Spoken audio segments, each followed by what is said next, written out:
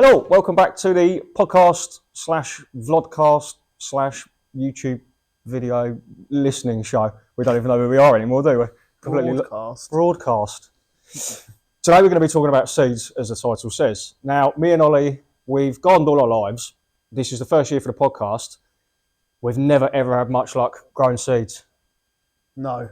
To put it politely. Yeah, so this is very definitely not any kind of tutorial, so please don't get us wrong. We're literally talking about seeds and what our plans are. If you've come here for knowledge and experience, turn off now. Or go back to the other videos, which will give you some knowledge and experience. Yeah, this isn't the video. But this isn't a tutorial. It is a video. It is a video, but we're gonna run through a few seeds that me and Ollie are going to try in our gardens this year. I obviously go the tropical side, so I'm mainly going to stick to the tropical seeds. Ollie's cottage, so he's going to stick with the cottage vibes. Yeah. But there are going to be a few bits and bobs in between where we dabble on each other's sides. Yeah, because you're going to have a look at your front garden and see what you can do with that this year, aren't you? And potentially do seeds there. Yeah, and I think I'm going to go down maybe the salvia route, which is kind of borderline cottage as well, but they do suit because they're quite delicate and tropical looking flowers. You can get away with them. So yeah. Anyway, it's been a lovely day, isn't it? Well, lovely weekend. Oh, it's been lovely. Yeah, it's just nice to have that. I did a reel and a short on it yesterday, just about being in the garden yesterday afternoon. I spent 4 hours in the garden yesterday afternoon, which was 2nd of March. We knew the blue sky was coming, and we knew the weather was sort of turning a bit, didn't we? Yeah, it was t-shirt weather today, but frost this morning. Yeah. Although there was heat coming through the conservatory. It's like sitting in a fridge, you know. We're lucky enough to be able to film in a barn on farmland, so it's a beautiful setting. As I approached here today to do the setting up, it was absolutely gorgeous sunset. So yeah, it's not heated. No. I'll imagine in the summer it's going to be 40 odd degrees as well, but in a bean can, won't it? Yeah, probably will be. But yeah, no, it's been a really lovely couple of days, and it's meant to continue. We're in southeast Kent. It's meant to continue like this, I think, for the next 3 or 4 days as well. So just nice to get out there and, you know, just have that blue sky without the rain and the wind, and just get out there and, like yesterday, get jobs done. Yeah, I was scraping away the brick borders yesterday from the grass and the moss that sort of overgrown it a bit, and just cutting back bits and pieces in the borders and allowing the shoots of the bulbs to be seen by the light. And it's just like, yes, happy to be out there. Yeah. Right, where should we start? Should we start with my first seed that I'm going to grow? Yeah. Now, this has been mentioned in other podcasts before. Now, this is a super specialist seed. I'm going to give it a go. The seed's turned up. I think I've managed to get 5 to germinate out of 6. So success rate at the moment looks good. And that's the Victoria Amazonica, which is the giant water lily. So that for me will be a real treat if I can get that to grow into any size plant rather than just a seed. So that for me is the first success I've had this year, seed-wise. So they're here, and are they underway? Yeah, I think they're germinating. Brilliant. Yeah, they're showing little signs of shoots. Yeah, and that is a really specialist one, isn't it? From yeah, they're not the easiest thing to keep. But I think they're okay to get going. It's keeping them and letting them bulk up. Yeah, but it's a real test for me. But one I'm really looking forward to. It'd be really interesting. There's a couple of videos on that already, but we'll obviously be keeping up to date with the progress of that, because it's a really interesting one, isn't it? Yeah, not many people grow that, I don't think. I don't know of any growers like myself that have got normal gardens and bits and bobs that have actually ever tried to grow it. Or if there are, please get in contact, because I'd love to have a chat with you and maybe see how you've done your setup and things like that. But yeah, we always say if anyone's got any experience in terms of the things we're talking about and trying for the first time, please do get in touch by commenting or messaging us. Yeah, it's interesting, isn't it, to see other people's successes and failures as well. Yeah. So I'll tell you what, I'll drop another one in just while we're on the subject, because it is exactly the same water temperatures, fully tropical. So it's pretty much exactly the same sort of upbringing and germination process, and that was the water banana. I took the Typhonodorum lindleyanum. Now, we got the seed from the Netherlands. It was already germinated, so I kind of cheated, but you couldn't actually buy the seed, or I couldn't find the seed to germinate myself. But again, it's grown from seed, and that so far so good as well. That's another success. So yeah, my 2 seeds for this year have, fingers crossed, been successful. Yeah, so far under extremely strict temperatures. And yeah, they are under grow lights. They're in thermostat. Well, they're on a thermostat in heated water. They're in their own in their own incubator, effectively. But yeah, it's round the care. So when we come round the clock care, sorry. When we come to talk about what I did yesterday about planting my seeds, it's a little bit more basic, to say the least. But you've got seeds in soil. That's the main thing. Seeds in soil, which is the main thing. Yeah. Right, you go with one. So yesterday, I've been meaning to do this for a couple of weeks, and I've had the seeds for a couple of weeks as well. But I've started with I've got 5 packs. Yesterday, I've put in the Rudbeckia cherry brandy variety. Nice, that's the deep red one, isn't it? Yeah, so that's in, and that's on the conservatory window sill now. So I'm hoping a couple of weeks start to see a little bit of germination, and then treat them as I should treat them. So will they bulk up? Are they just going to be an individual plant? How do they'll bulk up, and then I'm going to prick the seeds out and put them into individual pots as they grow bigger. Obviously, if they grow. The Rudbeckia last year did really well to start off with, and then I went away. I think when we went away, we had a really random hot day in, I think it was April time, and it just literally destroyed them. Yeah. So I think this is the problem with, especially me and Ollie, the problem we've had in the past is that we either plant the seeds too early, it'll probably be the same for you guys as well, we plant the seeds too early, get way too excited that summer's on its way when it's still -3 at night. Yeah.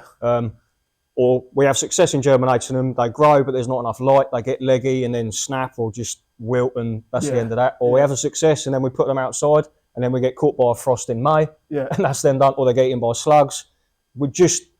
In the past, we just haven't got it right, and I think it's because we've just not been bothered much, have we? But no, and it's very easy to go and buy a plant that's ready to go, it's established, or get your dahlias in tubers or rhizomes tubers. Either.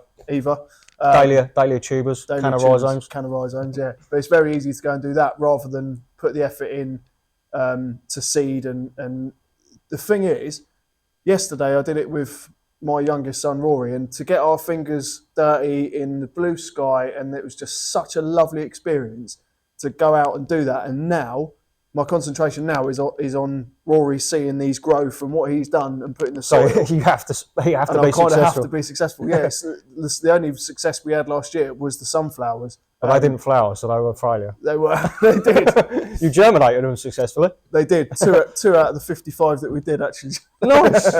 But no, the whole point of that process about getting your kids involved is to then see the outcome. So of the work that he's already put in, to then see the outcome and see those turn into amazing flowers come the summer.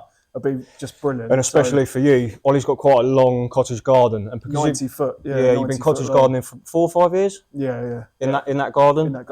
There are a few spaces that really do need to be packed out, and I think growing seed will be financially beneficial as well. Oh, 100%. It's going to save you a fortune. Yeah, and I've been meaning to get into it properly for a while, but obviously it's all about time, and we don't have much of that. But when it comes to financial benefits of growing from seed, it's absolutely vast. Win-win, isn't it? Yeah, and because my style was quite boring. Says you, green. Lots of green. Too much green. My style was very much. I wouldn't say messy, but I would say messy. Shabby chic. Shabby chic. No, it's just typical cottage garden. I'm very much not stick to neatness and prim and proper and all this sort of stuff. It is typical kind of cottage garden of mixing my tomatoes with my weeds. Yeah, mixing tomatoes with prettier flowers and perennials and things like that. I'm not fussed about what kind of goes where, as long as it looks all right to me. And it's successful. It's successful. Ollie, that's what gardening's about, mate. Yeah. 100%. If you're happy with it, yeah, sod everyone else. There's certain things in my garden that you'll hate, but I love, and the same vice versa. Not hate, it's a strong word, but you know what I mean. It's not your cup of tea. You're being harsh again. It's mine. I know. But I'm really, really looking forward to these seeds doing my garden justice this year. Yeah, you better get it right for Rory's. I will, for Rory's sake. Another one we put in yesterday was the dahlia, which was the Bishop's Children variety. It's sort of a pink and yellow, or hopefully hopefully it comes through. I think you bought the mix, didn't you? So it could be any. But I think I'm after the pink and the yellows. I'm just reading through your list of cottage seeds that you're growing. Why have they all got really odd names? They have, haven't they? You've got Rudbeckia here, rustic dwarf. You've got Bishop's Children, which leave that at that. We'll leave that there. Oriental brilliant. Oriental Brilliant's a good name. Cherry Brandy. It's a lovely flower. Cupcakes White. The poppies are a lovely flower. Yeah, I'm going to get some more poppies as well.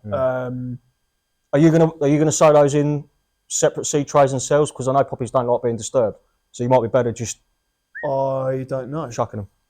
Really? Don't chuck them, but I would. I think I need to wait a couple of months to be able to do that. Well, I don't know if they need a cold spell, so if they do, now would be a great time.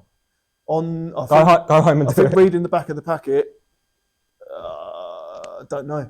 If you know how to grow poppy seeds, can you please comment to help them out?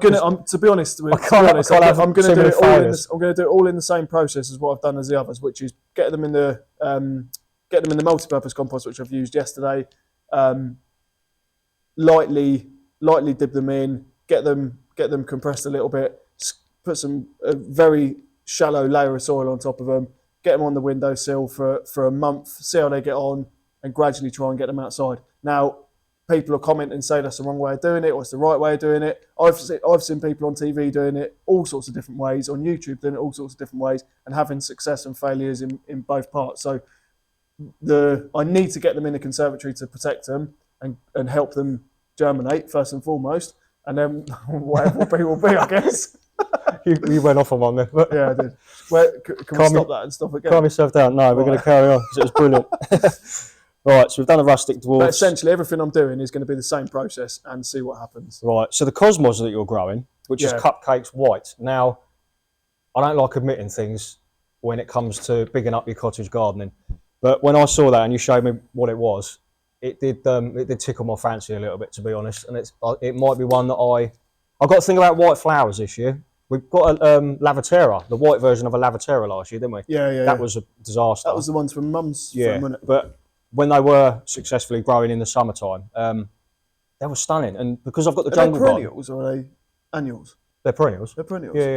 Yeah. Because I spend a lot of time in the jungle garden in the evenings and at night especially as well. Yeah. You pick up the white, it absolutely glows. It picks up the white flowers. Stunning flower. Yeah, so the Cosmos Cupcakes White, I'll be interested to see how that goes. I love Cosmos. I love the leaf and the foliage on Cosmos. It's similar to dahlias. There's so many different types of flower. Yeah.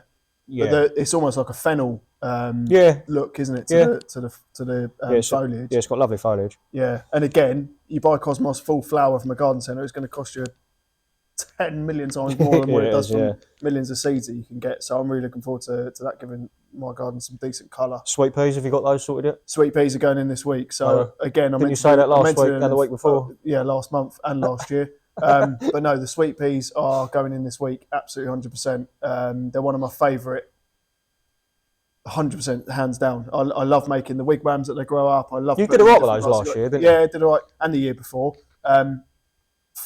Complete fail, obviously, on the shady side. They literally grew about a foot, whereas the other side it was like as much as they wanted to grow. But they do like damp. They do like damp feet, do they not? Or am I thinking something else? Well, they must do because I kept them really well watered on. Can you help us, please? Because we're gonna need a lot of advice. Do sweet peas like damp feet, please? Yes or no? But I enjoy making the tripods for them. I love the way they look. They need constant picking, and they look great in a jar or a vase inside as well. Rachel enjoys picking them when they did well the year before last.